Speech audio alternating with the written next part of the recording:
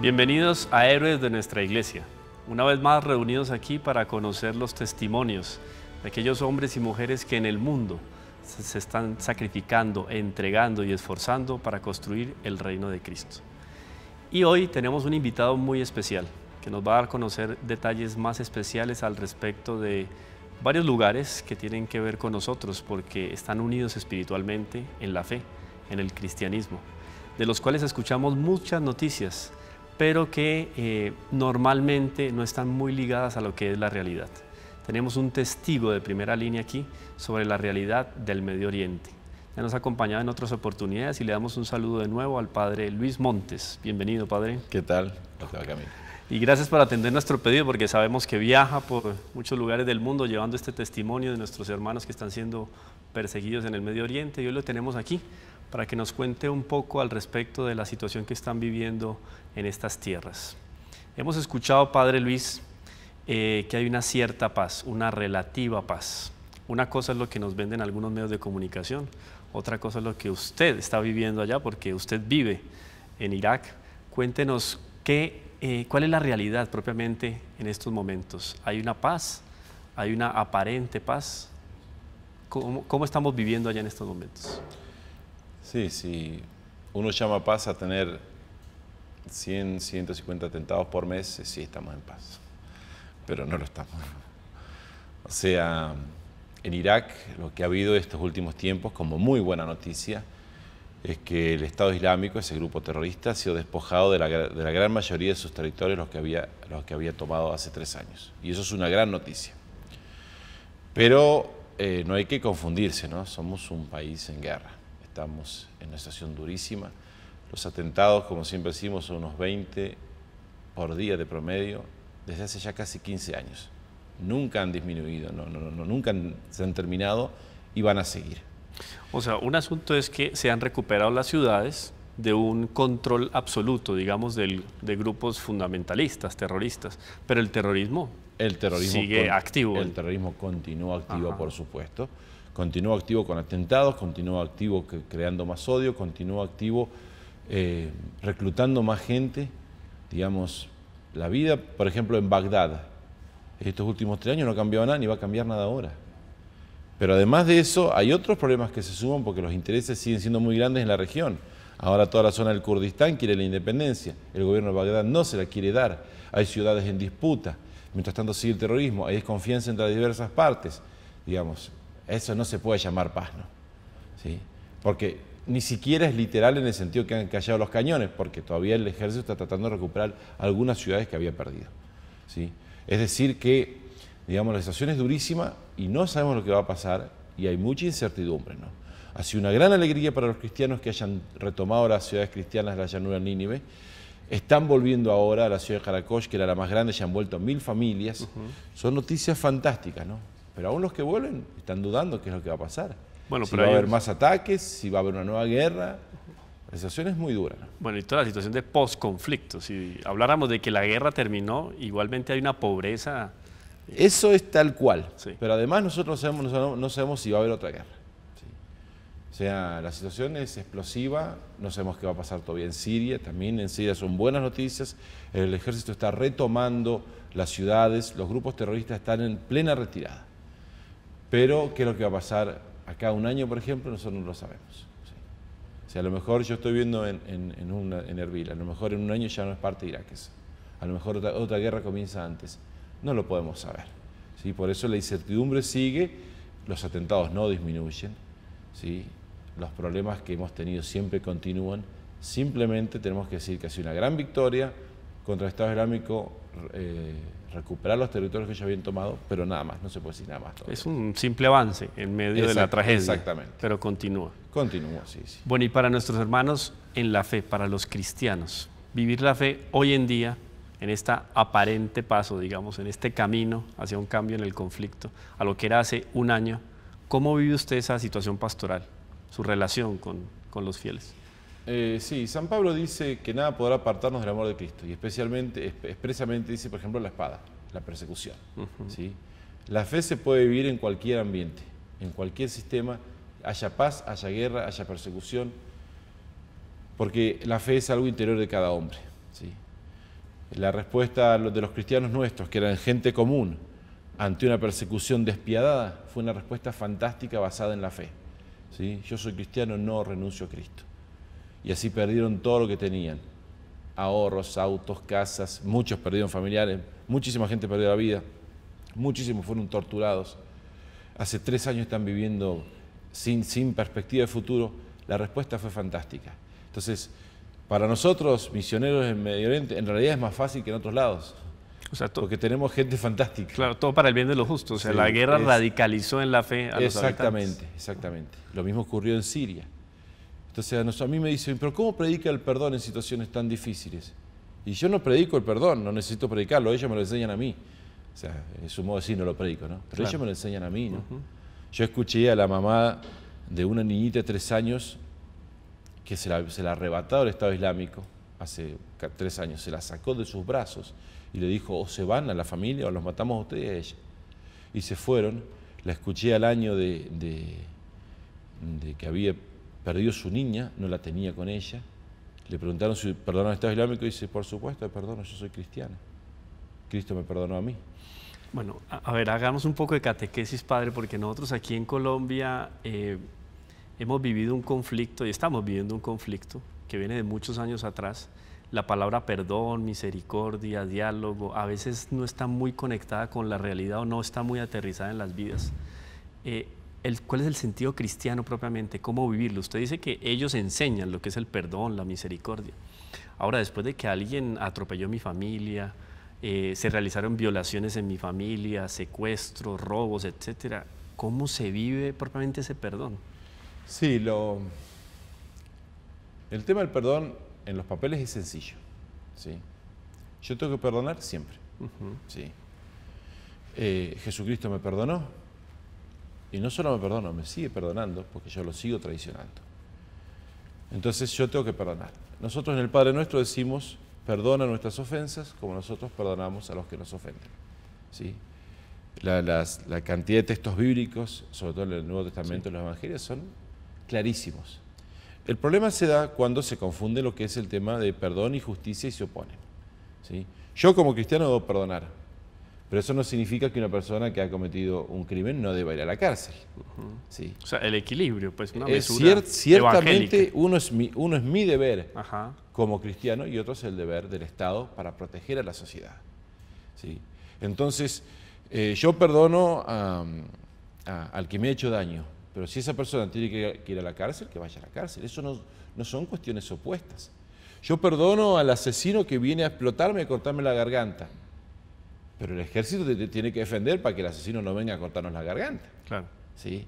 Entonces, el tema es el siguiente. A veces se confunde y se habla de perdón como si se opusiese a justicia. O sea, abolir justicia para perdonar. Y eso no es así. Claro. Eso no es así. Entonces, para los cristianos allá es sencillo. Ellos perdonan. Si se hace justicia en esta tierra, están agradecidos. Si no se hacen, la hará Dios en el cielo. Pero escuchar a una niña de 9 años, ¿no?, en Irak decir, yo perdono, pero hay que perdonar porque somos cristianos, pero además si perdono mi corazón queda ligero y si no quedo con una carga. Eso es una expresión fantástica. Sí, eso es ¿sí? Testimonio cristiano. El que no perdona ni siquiera puede vivir en paz. Es el perdón al que le hace mejor bien es al que perdona, no al perdonado. Lo libera de una carga. O sea, no solamente es imitarlo a Jesucristo, imitarlo a Dios que nos perdona, sino que incluso humanamente hablando, digamos, nos permite continuar, ¿sí? Nos permite seguir. Es un aliciente. Sí, pero nos quita un peso de encima. ¿Sí? Y allá los cristianos perseguidos son maestros del perdón. Yo he escuchado realmente testimonios impresionantes, como esa señora, ¿no?, que le digo, que finalmente la historia terminó incluso bien porque recuperaron a la niña. ¿Sí? Pero he escuchado decir a ella, he escuchado en declaraciones, una joven viuda que le mataron al esposo, musulmanes también, y ella quedó con 2 niñitos, y dice, yo no estoy enojada. ¿Cómo puedo estar enojada si soy la esposa de un mártir? ¿Sí? O la mamá de 2 de los egipcios. Orgullo. Uno con orgullo, por supuesto. Sí. O la mamá de 2 de los egipcios que decapitados en Libia, que dice, yo los invitaría a tomar un café a los que asesinaron a mis hijos, porque ellos introdujeron a mis hijos en el reino de los cielos. Perdón, a ese nivel. No, increíble. Incluso les llegué a escuchar a un señor iraquí decir, yo le agradezco al Estado Islámico. Dice, porque cuando yo vivía en Jarakosh, yo era un buen cristiano en teoría, yo iba a misa, todo, pero no pensaba en los demás. Cuando yo me vi desposeído de todos, hubo gente que no me conocía y me ayudó. Y yo me di cuenta que yo no vivía realmente como cristiano. Y ahora, a pesar de que no tengo nada, estoy más cerca de Cristo. Eso es uno de los frutos que se recogen después de esa tragedia que ha traído el terrorismo, la persecución, etcétera, esa radicalidad en el Evangelio. Es que la tragedia en sí trae solamente males, pero Dios de los males saca bienes. Saca frutos, sí.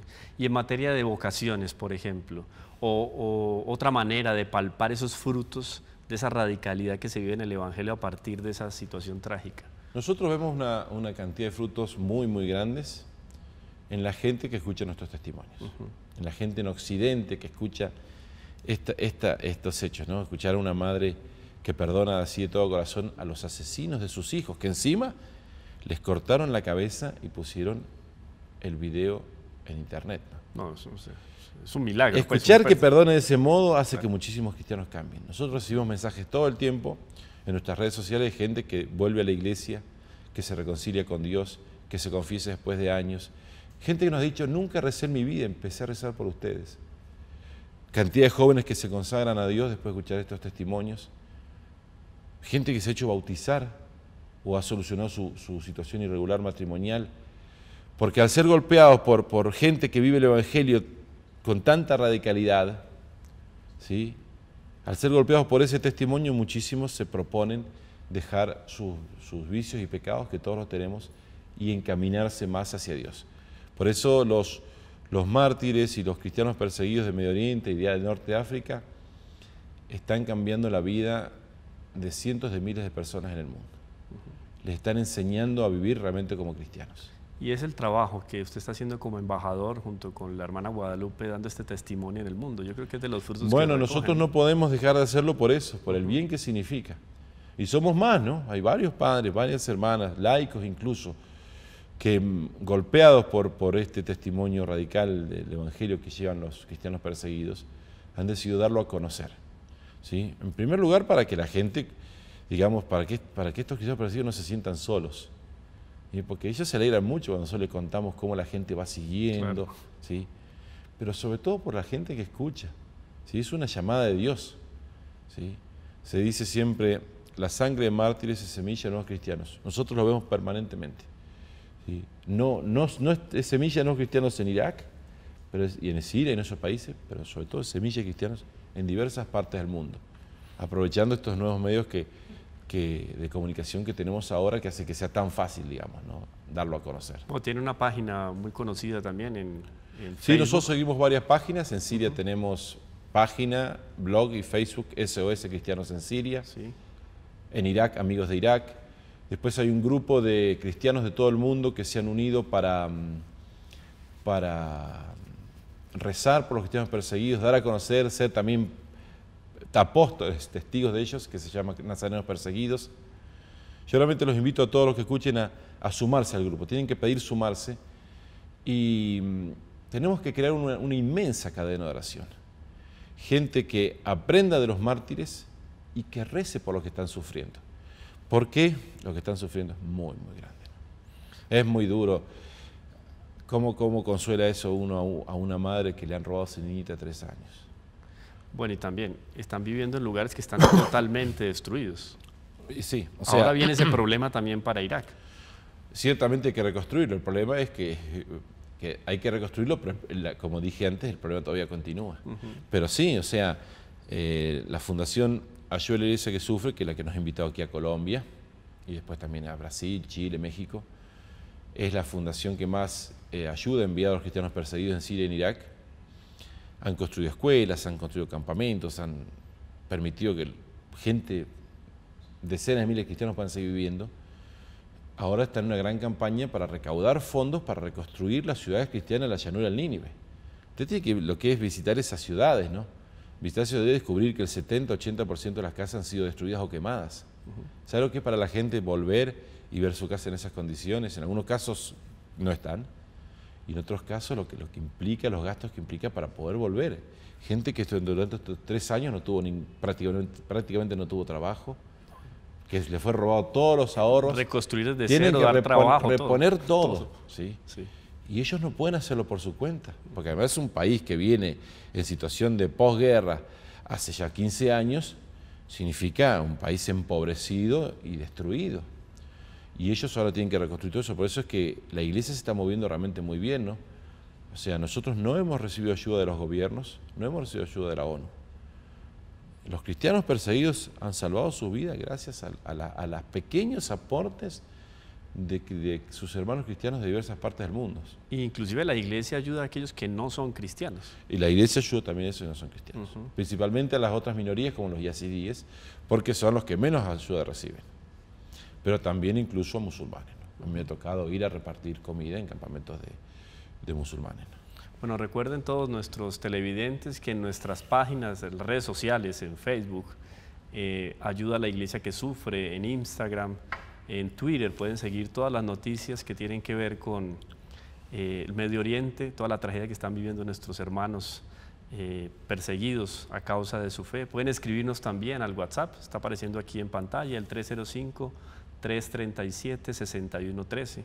Y recuerden, Ayuda a la Iglesia que Sufre en Facebook y en Internet para que conozcan más y puedan unirse ahí colaborando económicamente con esta causa para los cristianos perseguidos. Nuestros teléfonos también en Bogotá, celular, aquí están apareciendo la página web y el correo también, el correo electrónico info@acncolombia.org.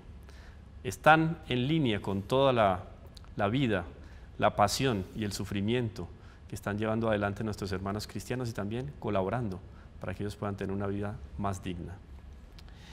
Padre, hay una situación también que se va trasladando, el problema que se está viviendo en Oriente Medio se va trasladando poco a poco a Europa y a otros países, porque no es solo Europa, Estados Unidos, América, empieza a sentir lo que es el asedio de estos grupos terroristas. ¿Cómo entender un poco la problemática que tiene que ver con la migración, con el terrorismo, sin dejar de lado la caridad y la acogida? Lo que tendría que hacer Occidente es cortar las causas de esas inmigraciones, ¿sí? Por ejemplo, en Siria, hasta una hora se siguen llevando grupos que son terroristas, los llaman rebeldes moderados, pero son terroristas. Y eso produce... O sea, esos terroristas siempre afiliados a ISIS. No, a ISIS u otros, son diversos grupos terroristas. Sí. Pueden ser afiliados a ISIS, Al-Qaeda, pueden ser más independientes. Pero son grupos, porque ¿qué ocurre? En Occidente ISIS es sinónimo de terrorismo y el resto no. Son grupos que cortan la cabeza a niños, ¿no? O sea, eso no se puede ser llamado cristiano moderado, ¿no? Claro, no, para nada. ¿Sí? Entonces, rebelde moderado, no se puede llamar así, digamos, son terroristas. Si eso se cortase, si se dejasen de meter indebidamente en Medio Oriente para explotar las riquezas de la zona, los refugiados, la gente no se iría, la gente quiere quedarse en su país. Entonces esa sería la solución primera. En los países donde la causa de partida es la extrema pobreza, ayuden a que esos países crezcan económicamente. Eso es mucho más útil para la gente que recibirlos en Europa. Pero uno de los fenómenos es ese, tengo entendido, padre, usted podría aclarar mejor, que el cristiano no quiere salir. En general la gente no quiere salir, Ajá. Ni siquiera los no cristianos. Nosotros tenemos testimonios incluso niños que dicen, lo único que pedimos es que termine la guerra, nosotros queremos quedarnos. ¿Sí? No es que la gente sale por gusto, ha salido en un montón de casos por persecución, por guerra, etc. Entonces es más fácil poner solución en el lugar. Me gustó mucho, también la Fundación Ayuda a la Iglesia que Sufre tuvo un programa hace un año que se llamaba, ¿sí?, Ayuda a los Refugiados en Origen, ¿sí?, en su propio país. Eso es lo principal. Y en los gobiernos occidentales sería muy fácil que ellos terminasen esta guerra, porque ¿cómo se hace una guerra si no se envían armas, por ejemplo? Claro. Pero le siguen enviando armas. ¿Sí? Entonces, esa sería la solución principal. Y en el caso de los países en los cuales la gente huye porque es muy pobre, ayudarlos económicamente. ¿Sí? Ayudarlos a que crezcan con políticas que los hagan crecer económicamente. Eso sería lo principal. Después, a los que llegan, a los que huyen, ¿sí?, hay que utilizar criterios de caridad ordenados.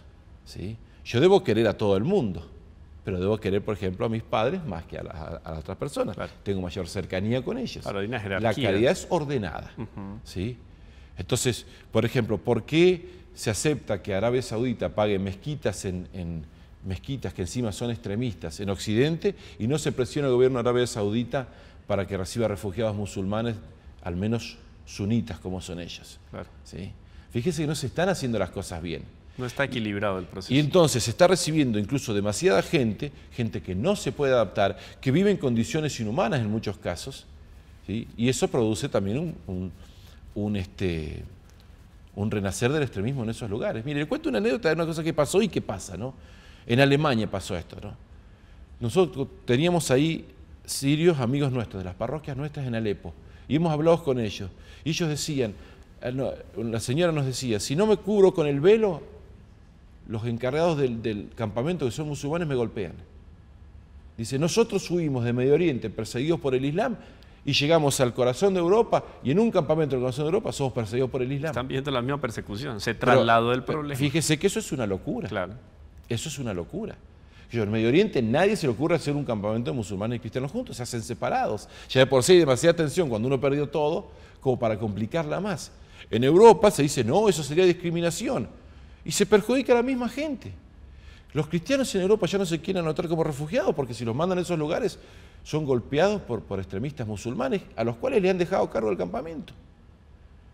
Fíjese, esto ya es total locura, ¿no? Claro. Por eso le digo, tenemos que ayudar al que lo necesita. No podemos dejar al vecino que se nos muera en la puerta de nuestra casa, pero hay que hacerlo ordenadamente. Por empezar, terminando los conflictos en origen, ayudando a los pueblos que necesitan en origen, presionando a los gobiernos musulmanes que están enviando cientos de millones de dólares a Europa para construir mezquitas que predican el odio. En vez de eso, presionarlos para que reciban refugiados también ellos en condiciones humanas y dignas, ¿sí? Y utilizar posturas de aceptación de inmigrantes que sean acordes con la doctrina social de la Iglesia. Porque recibir a todos y tenerlos amontonados, eso no le hace bien a nadie. Claro, primero es un problema que no ha terminado. Yo creo que nos quedó claro eso. Es un conflicto que continúa. Hay una cierta metamorfosis. Los cristianos siguen con muchas dificultades en Medio Oriente. El problema se va trasladando a diferentes lugares de Europa y de América. Y algo muy importante, nuestra oración, nuestra palabra de aliento y nuestra ayuda desde aquí vale mucho para nuestros hermanos y puede ser una señal de fe y de esperanza, puede ayudarlos a ellos a sustentar. Y a su vez, Padre, usted lo ha dicho, ellos nos sustentan a nosotros también en la fe, con el sufrimiento que están viviendo a causa de la persecución. Yo creo que es un motivo, Padre, para hacerle una invitación, un próximo programa que nos acompañe, porque tenemos todavía mucho para contar al respecto de lo que se está viviendo en Medio Oriente.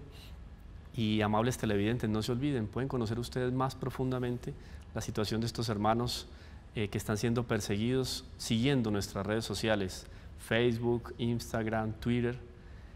Ayuda a la iglesia que sufre. Ahí pueden encontrar los teléfonos, pueden escribirnos, pueden también seguir las redes sociales Amigos de Irak y Nazarenos en Facebook, enterarse cómo están viviendo nuestros hermanos y cómo puedo yo unirme a esta causa. No se olviden que somos una misma familia, la familia redimida por Jesucristo, y tenemos un compromiso de caminar juntos hacia la gloria eterna. Dios los bendiga y nos vemos en una próxima emisión de Héroes de nuestra Iglesia.